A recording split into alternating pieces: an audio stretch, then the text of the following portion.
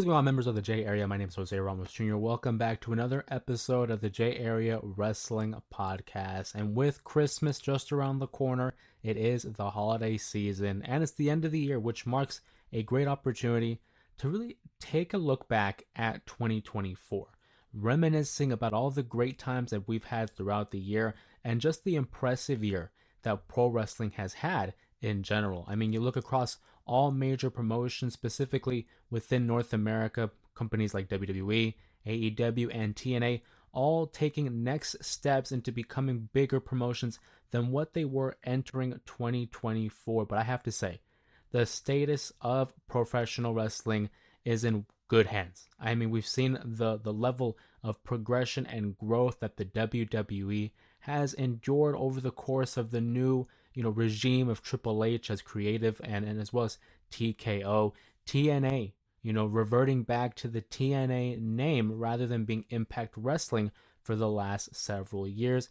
AEW being the second leading promotion in North America, probably the second biggest promotion in professional wrestling, even though it has its faults, still has opened the doors for so many other aspiring professional wrestlers and professional wrestling fans to enjoy another outlet, an alternative to our great sport.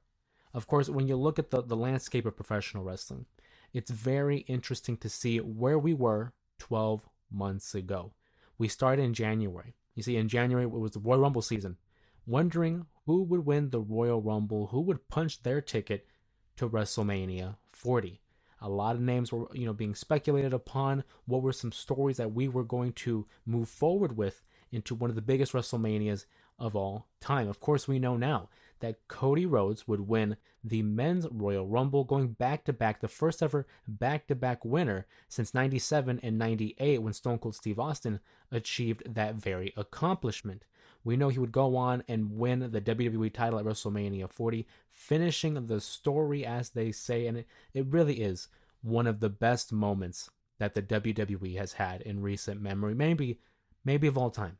And that might be a little bit of recency bias, but the organic rise of Cody Rhodes from becoming the son of a plumber, Dusty Rhodes, as well as the evolution into Stardust, his run on the indie scene, and his eventual development of AEW alongside the likes of Tony Khan, the Young Bucks, and Kenny Omega, which would ultimately lead him back to the WWE and in the top spot, the man of the top promotion in professional wrestling. He would go on and defeat Roman Reigns, ending the 1,316-day title reign of the Tribal Chief in what I think was probably one of, if not the best match of 2024, just depending where you like to align yourself in your preference of matches. This one was very heavy in storytelling, but also heavy in emotion. This matchup really is a tale of two different matches. The first match was an all-out brawl between Cody Rhodes and Roman Reigns, really trying to establish dominance over their opponent. And then in the second half, we see, a bunch of the cameos, very similar to like an endgame type of moment. Guys like Jey Uso, Jimmy Uso, Solo, John Cena, The Rock, The Undertaker, all making their presence known in what was surely one of the biggest main events in professional wrestling history. But Cody Rhodes would win the World Championship, the WWE Championship, I should say, a title he still holds to this day. He's been the champion since April. We are now approaching the new year, 2025, having great matches against the likes of AJ Styles at Backlash, as well as Clash at the Castle, and then also having a great match against Logan Paul at the King and Queen of the Ring event. Matches against Kevin Owens, Solo Sikoa, taking on all comers in his way. He's currently in a feud with Kevin Owens, who just recently had pile drived him and really rendered him injured. I mean, we don't know when Cody Rhodes will return to the WWE. He is the reigning and defending WWE champion. So you would think that he would have to come back eventually, sooner rather than later, because you look at the situation with Jade Cargill, who had suffered an injury, was attacked, and had to basically give up her spot as a tag champion, opening the room for Naomi to sneak in there and take the title. But Cody Rhodes, who I think needs to have given his flowers, we need to give Cody Rhodes his credit. There is a split among the internet fans who think that his title reign hasn't really lived up to expectations. I think because of the expectation that Roman Reigns has developed over the last 4 years, it kind of skewers our thought process and the outlook on Cody Rhodes. But he is clearly the top babyface, performing well in the ring, outside of the ring. He is the guy you want representing your company. Cody Rhodes as well has developed a great following with not only children but men and women. Every time we see him on TV, he gets quite the ovation from the crowd, whether it's the entrance, whether it's the in match. Cody Rhodes has endeared himself as one of the top players in the WWE's history. I mean, we look at the lineage of the top guys in the company. Obviously, you have Hulk Hogan leading to Bret Hart. Then Shawn Michaels is an argument there, but then it goes to Stone Cold Steve Austin, The Rock, John Cena, and then Roman Reigns, and now Cody Rhodes is now added to that list. I think it's safe to say this generation, this new era in professional wrestling, Cody Rhodes is certainly at the top, or at least one of the top players, as I said. But Cody Rhodes wasn't the only one who had won the Royal Rumble in 2024. Obviously, we go all the way back to January. Bayley, one of the beloved baby faces of NXT, who had turned heel during the pandemic and endeared herself with the introduction of Damage Control. You see, in SummerSlam 2022, we saw Bayley return alongside Io Sky and Dakota Kai, forming Damage Control in what was, I thought, one of the more entertaining factions, especially for the women's division. It's been well documented how the women's division could be ridiculed. Over the last quarter century, they haven't been presented as elite in terms of how the men are perceived. So to see three quality athletes in Bayley, Kai, and Sky, it was refreshing, especially because all these girls came from the NXT developmental system. To see them in a post Vince McMahon creative driven WWE was also a breath of fresh air. We saw that Io Sky wins the Money in the Bank briefcase, wins the title at SummerSlam in 2023, and we start laying the seeds, laying the foundation for the inevitable breakup or fracturing of the group Damage Control. Bayley wins the Royal Rumble, which was a very popular choice there. And slowly but surely, we saw that Bayley was outcasted by Damage Control, setting up a beautiful moment for her to win the Women's Championship at WrestleMania 40. I will say, in hindsight, I don't think her title reign maybe lived up to its greatest potential. We did have moments of her being presented as a great babyface champion, but it was really the moment itself at WrestleMania 40 that was the highlight. Bayley, who has become endeared again by the WWE audience because of her ability to connect with them, not only from a heel standpoint, but from a babyface standpoint. She is very much a fan's favorite wrestler because she gets it. She's a fan herself. She lost the title to Nia Jax at SummerSlam 2024, and Nia Jax, who won the Queen of the Ring tournament, really having a resurgence in her career. Her first run with the company may have been a little bit lackluster. She had limitations due to her inexperience and, quite frankly, recklessness, whether it was by her own fault or not. She was a little reckless, and it would result in injuries. I mean, look no further than what happened with Becky Lynch, which actually elevated her to becoming the man that we know and love today. But Nia Jax having, a great run. She challenged Rhea Ripley for the title at the Elimination Chamber event that took place in Perth, Australia. She missed WrestleMania, but she would eventually gain into the Queen of the Ring tournament, winning the tournament, of course, and earning a championship opportunity against the aforementioned Bayley. And ever since then, I mean, Nia Jax has been presented on the next level. A solid heel, entertaining, knows her role, and plays it very well. Her partnership with Tiffany Stratton has been quite entertaining. It's been building up since about May, and here we are in December, and they're still together.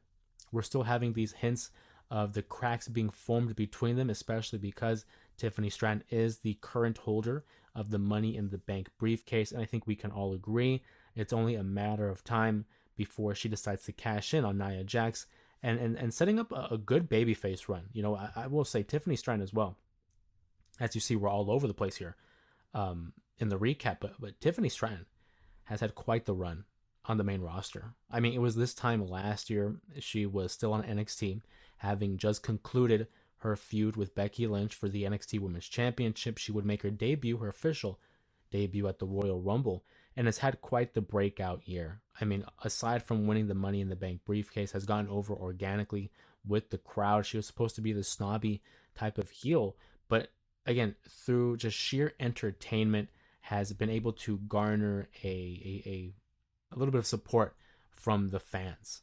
And for me personally, watching Tiffany Stratton in NXT, I never thought that she would be a babyface. I thought she played a perfect heel, very much like The Miz, who I just think it comes natural to him as a heel.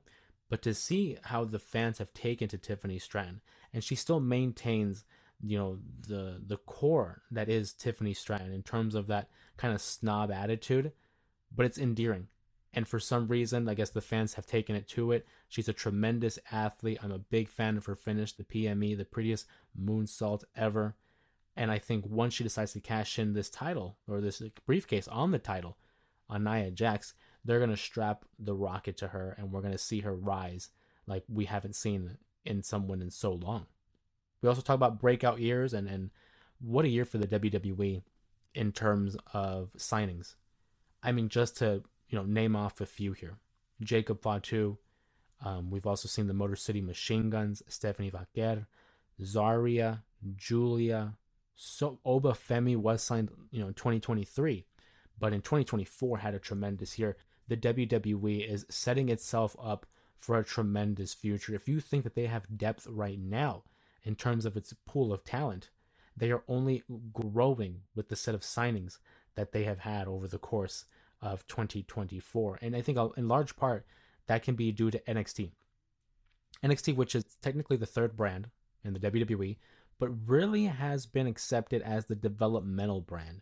It's the brand in which we're seeing a lot of superstars and potential superstars honing in on their craft and improving and growing. I mean, look no further than guys like Braun Breaker, who had debuted in NXT during the transition from the Black and Gold era to 2.0 and catapulted to the main roster, is the current reigning and defending Intercontinental Champion in his second reign, and it has established himself in this tweener type of role. Not really a heel, not really a baby face, but he is going to be a main eventer.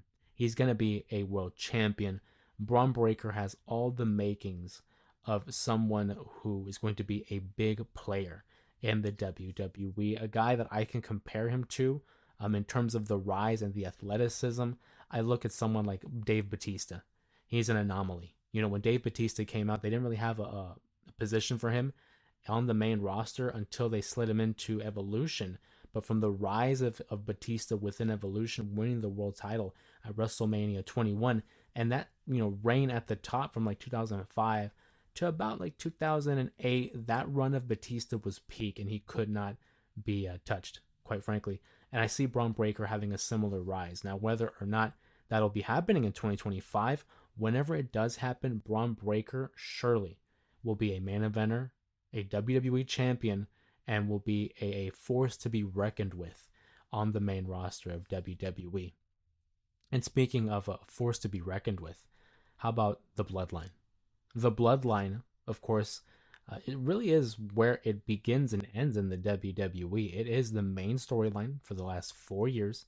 We talked about Cody Rhodes and how he defeated Roman Reigns for the championship, and Roman Reigns would disappear for quite some time from television, opening a spot for new leadership, really. And Solo Sikoa, upon the first episode of SmackDown following WrestleMania and the defeat of Roman Reigns, talked to Paul Heyman, and they both agreed essentially that these losses have consequences. So Solo Sikoa took it upon himself to assume the role of the tribal chief, introducing new members, people like Tama Tonga, Tonga Loa, the former Gorillas of Destiny in New Japan Pro Wrestling, but also the wild card, and quite frankly, one of the biggest breakout stars in all of professional wrestling, and that's the Samoan Werewolf, Jacob Fatu, who has been quite impressive upon his debut. I mean, the athleticism, the look, the aura, this guy, to me, just like Braun Breaker, screams main eventer. I mean, he has the it factor. He has the abilities, the persona.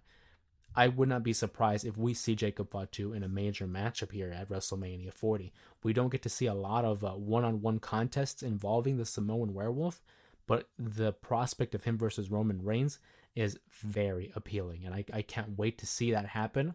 I'm sure they have it on the docket. It's just a matter of when will they pull the trigger. But Jacob Fatu, surely, I think, will win the United States Championship or the Intercontinental Championship, depending on how the roster looks post the Raw debut on Netflix. I think they're going to have a little bit of a shake up there. Whatever the case may be, I do think Jacob Fatu emerges with some type of gold in 2025. Now, will he ever win the world title?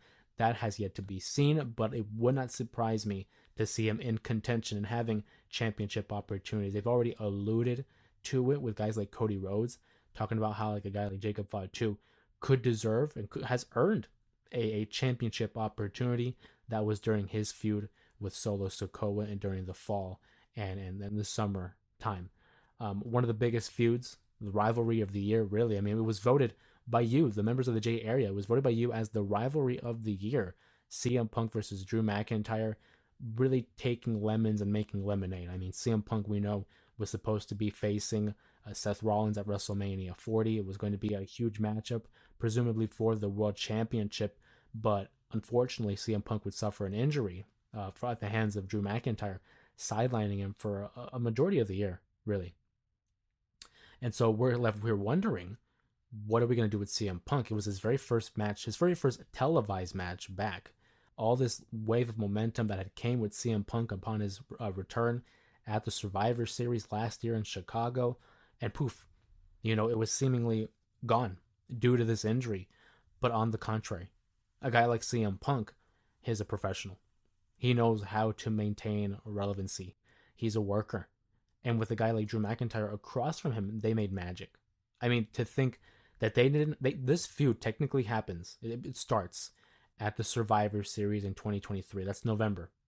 And the very first time that these two lock up in an official match is in August of 2024, the following year.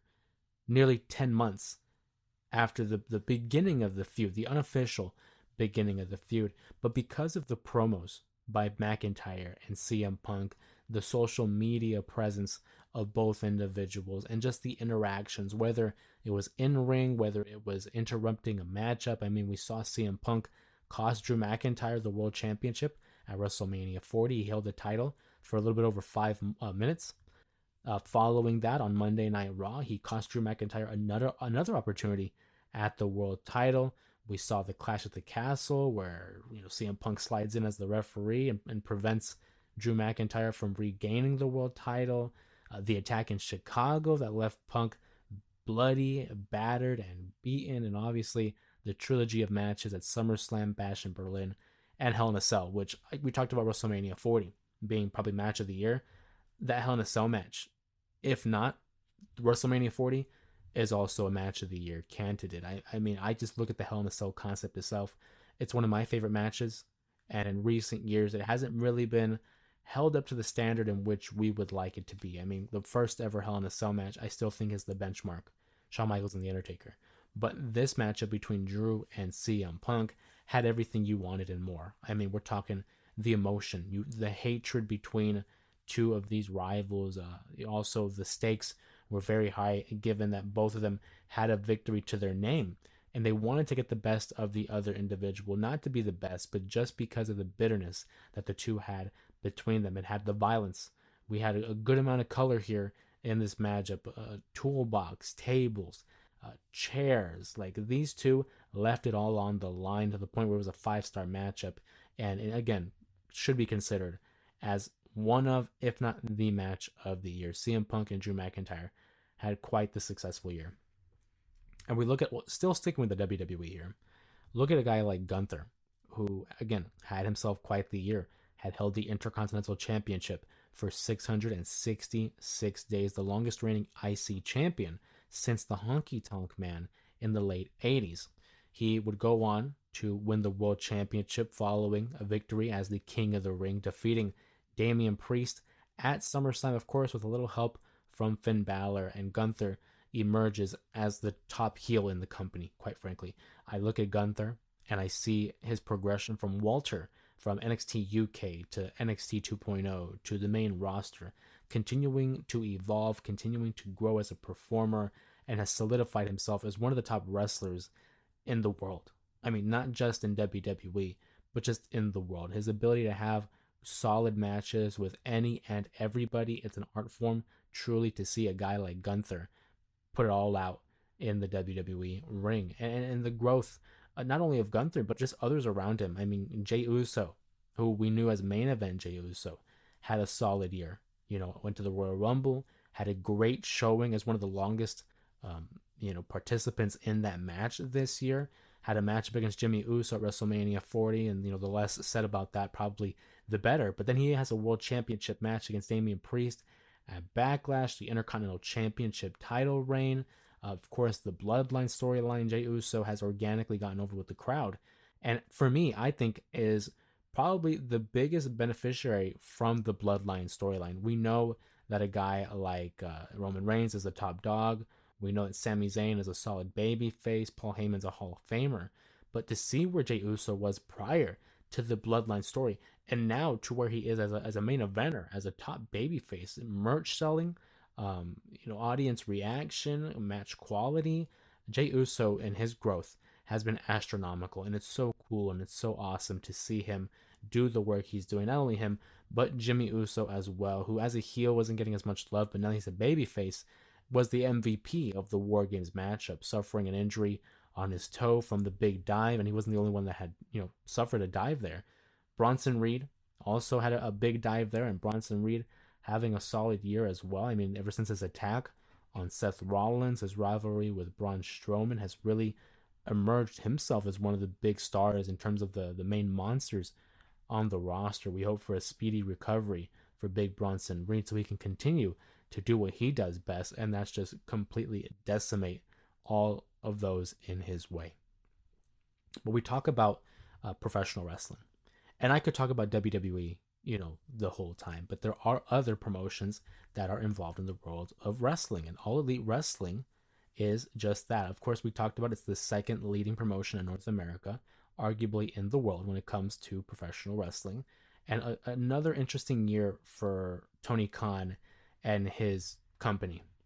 Uh, Obviously, we've seen a level of change as a result of guys like Cody Rhodes and CM Punk departing from All Elite Wrestling and rejoining the WWE. And I think it is a domino effect following the whole brawl out situation with CM Punk, because since then, AEW has been trying to regain its footing, in terms of its creative, in terms of its public perception. But the one constant in it all is its match quality.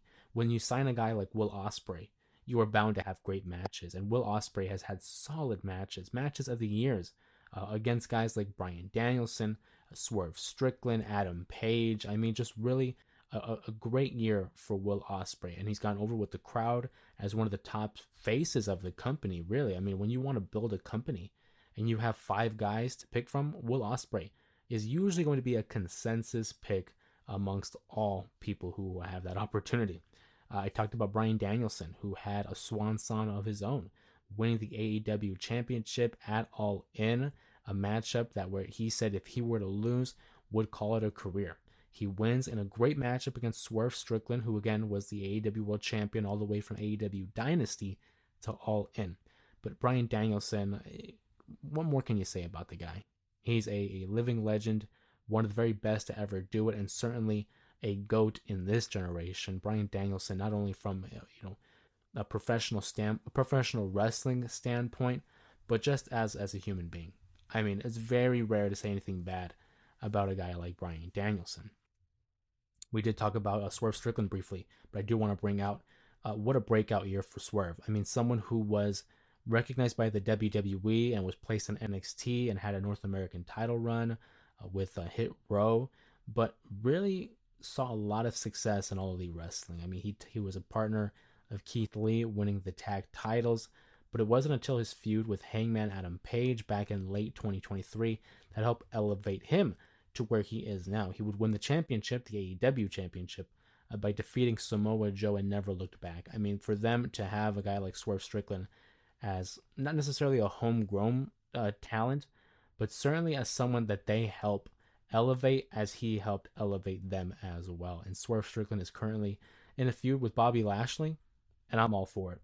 Big fan of Bobby Lashley, big fan of Swerve Strickland, and we hope that in the future that it will continue to be a fruitful and successful future in All Elite Wrestling for a guy like Swerve Strickland. We talk about All Elite Wrestling. How about we acknowledge the men who had helped create it and develop it? The Elite. The Young Bucks, again, another part of that brawl out situation was the fallout of the Young Bucks and their perception. They had turned heel. And in fact, they were the ones that had the final matchup with Sting at Revolution, who partnered with Darby Allin. But the perception of the Young Bucks and, quite frankly, the Elite has changed over the years. Some people have kind of fallen off with the Elite. They're not big fans of how either they're presented or their demeanor in terms of the company's running. Um, and that's why we haven't seen them as much. They've been off of TV for quite some time. We don't know when they're going to be coming back, but one could hope that they revamp their character, their personas, in a much more favorable light. Because with people like the Young Bucks, you kind of see them in the background now. The AEW was much more focused on guys like Darby Allin, Swerve Strickland, Will Ospreay. Then you have the Young Bucks who were just there, who really haven't been the same Young Bucks since like 2022 when they were a part of the trio with Kenny Omega and in that trio's championship title picture. Kenny Omega missed the majority of 2024. We hope for recovery from him, and it looks like he will be participating at the Wrestle Dynasty, the new joint promotion event between CMLL and AEW, Stardom, as well as New Japan. Big growth there in terms of the broader stroke of the professional wrestling scene. AEW still it's still in its infancy, and I think that's important to recognize. This is only year 6, and to see where they have been in the last 6 years, yes, attendance has been an issue, but it's still a growing progress. And I think Tony Khan is still learning from his mistakes and from his successes. So I like to cut them a little bit of slack here. But like I said, in terms of a in ring standpoint, it's very consistent with great matches. Like I said, with guys like Will Ospreay, Swerve, Bryan Danielson, Hangman Adam Page, they had a great matchup, a steel cage at All Out. But one company that hasn't been as consistent, of course, is Total Nonstop Action, previously known as Impact Wrestling. They had their revamped, they reestablished themselves as TNA Wrestling back in January, Hard to Kill.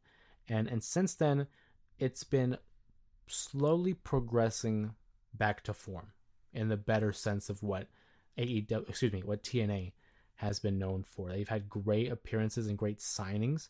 Guys like Nick Nemeth, the formerly known Dolph Ziggler, the Hardy Boys, also returned. I mean, Ash by Elegance, who was formerly known as Dana Brooke, has carved out a spot for her on the women's roster. We've seen great stars like Jordan Grace and Joe Hendry become so much more over, to the point where a potential partnership was seen between NXT and WWE, NXT and TNA.